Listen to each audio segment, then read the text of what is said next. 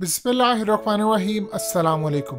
भारत में बॉलीवुड में एक एक शख्स का नंबर आ रहा है।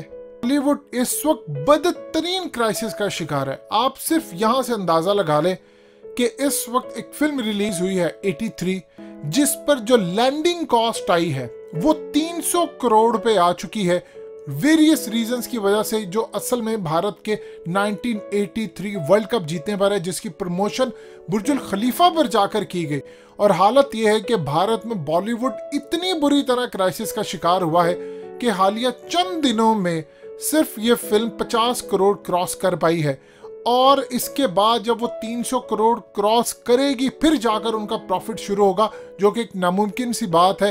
और गालिबन 100-1.25 करोड़ या 150 करोड़ तक, इससे ज्यादा बिजनेस बड़ा मुश्किल है। ये बॉलीवुड की सूरत हाल है मोदी के आने के बाद। इस वक्त अगला जो निशाना बनी है वो है शाहरुख के बाद, ऐश्वर्या राय के बाद और आमिर खान, सलमान खान, इन लोगों के बाद वो है सनी लियोनी।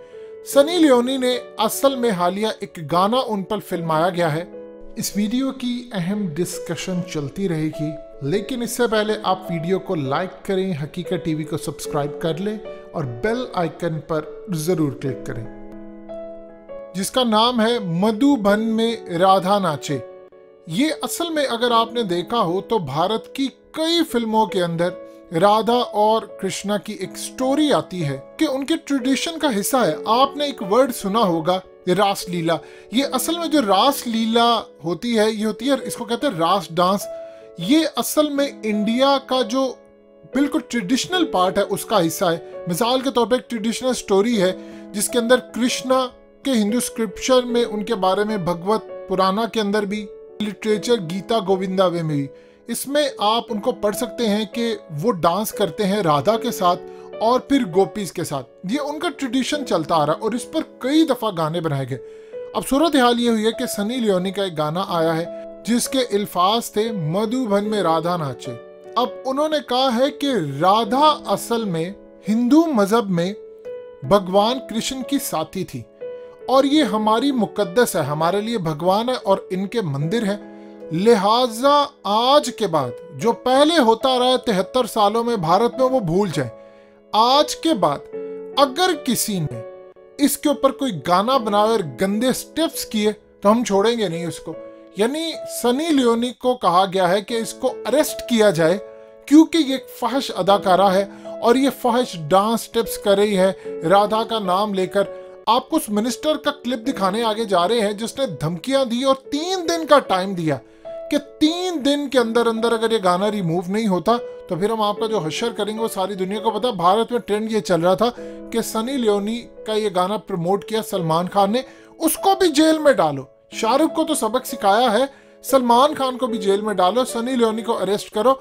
और इन्होंने उसके खिलाफ जो काम करने जा रहे थे वो इतना डर गई कंपनी कि उन्होंने फौरी तौर पर 3 दिन के अंदर अंदर इस गाने को रिमूव किया।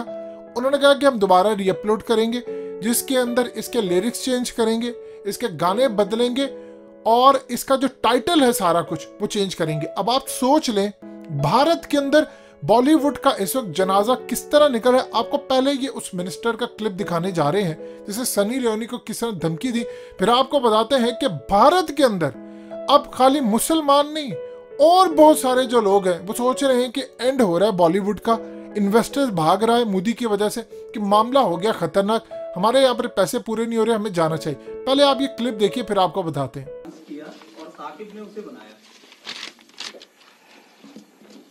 मैं फिर वही बात दोहराऊंगा कि ये जो कुछ विधर्मी हैं जो हिंदी आस्थाओं को लगातार चोट पहुंचा रहे हैं,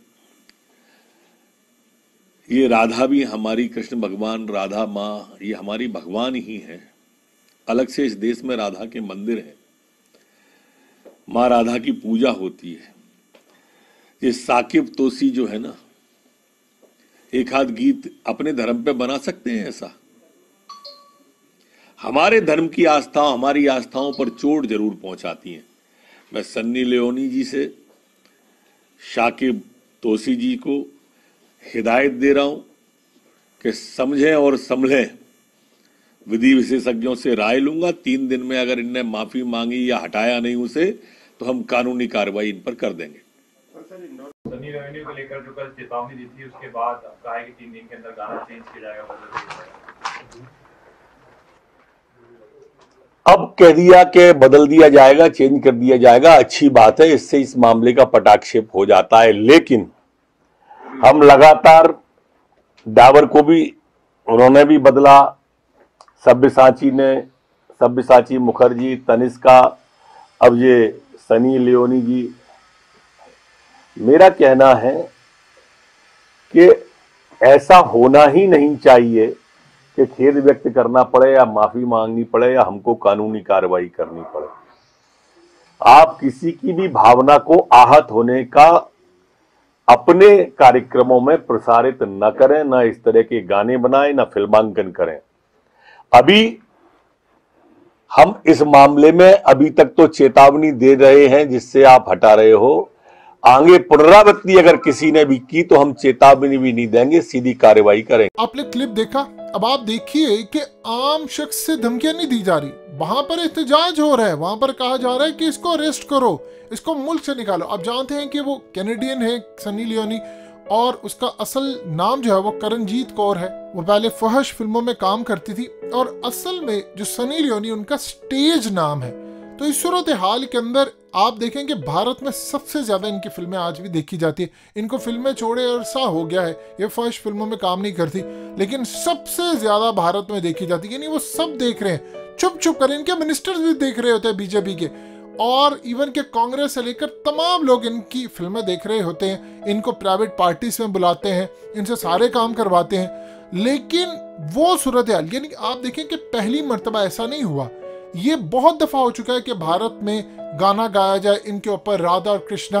आपने एक मुहावरा सुना होगा जो कि भारत से आया है कि न नोमन तेल होगा न राधा नाचेगी। एक दफा इनके ही स्क्रिप्चर में लिखा हुआ है। तो इस सूरत हाल में इनकी ट्रेडिशनल स्टोरी है, और भारत में अब से नहीं, आप गूगल जाकर भी कर लें राधा कृष्ण का, तो आपको बेशुमार गाने मिलेंगे। और ये अब से नहीं हो रहा, ये तो सैकड़ों सालों से, शायद हजारों सालों से हो रहा हो।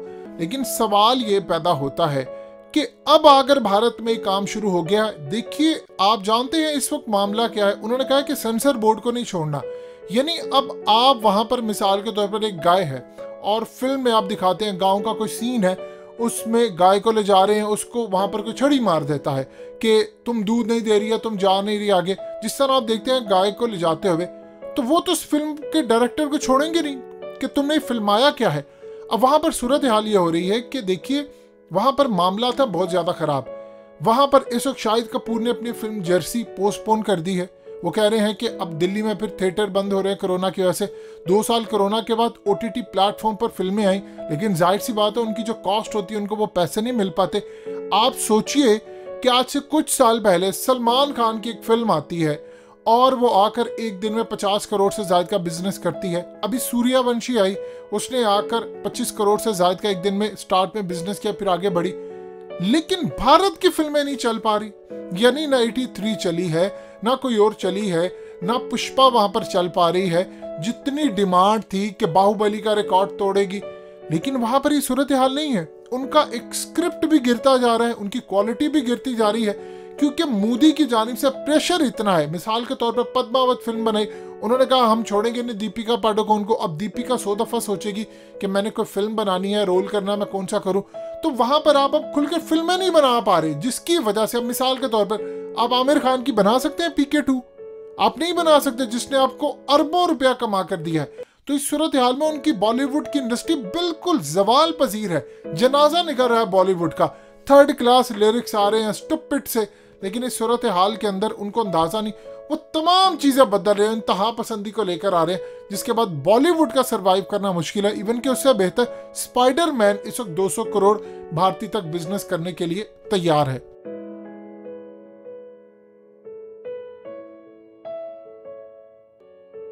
हकीकत टीवी को सब्सक्राइब करना मत भूलें, वीडियो को लाइक करें, शेयर करें और कमेंट सेक्शन में अपनी राय का इजहार जरूर करें।